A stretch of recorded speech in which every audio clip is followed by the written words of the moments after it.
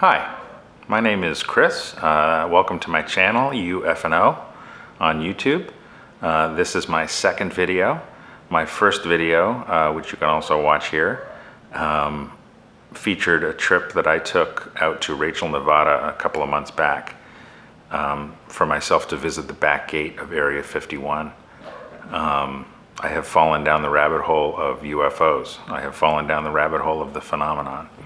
A lot of it started in 2017 with the series of articles in the New York Times, bylined in part by Leslie Kean.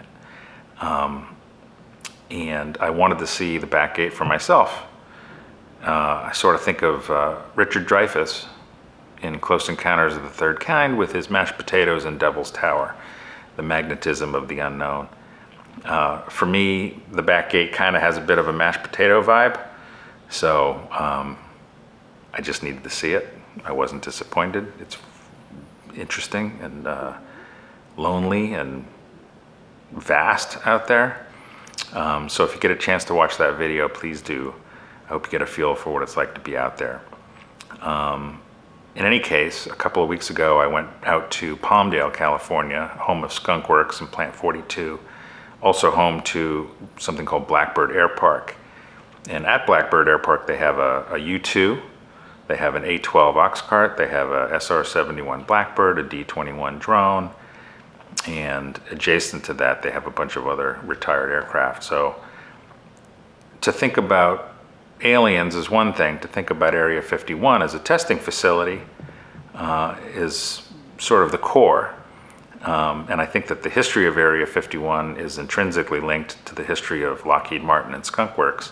That original designation of Area 51, I believe, was started, and the area around Groom Lake was chosen for the development and testing of the U-2.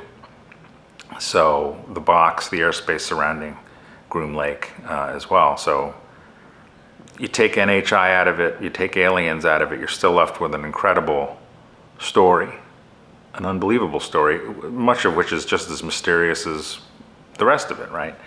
So in any case, I traveled out to Blackbird Airpark. I took footage, tried to photograph these beautiful airplanes, marveling at their design, the unbelievable research and development, the wherewithal of the Lockheed Martin engineers and the CIA in the development of some of those things, and then subsequently the Air Force. It's pretty cool out there. You get a glimpse of Skunkworks itself at the end of my video as I drive by. So in any case, I'm gonna stop blabbing and you can watch my video. And I would love to hear from anybody who has any thoughts on it or experience in Palmdale or out at Area 51. Educate me. I would love that. Thank you so much.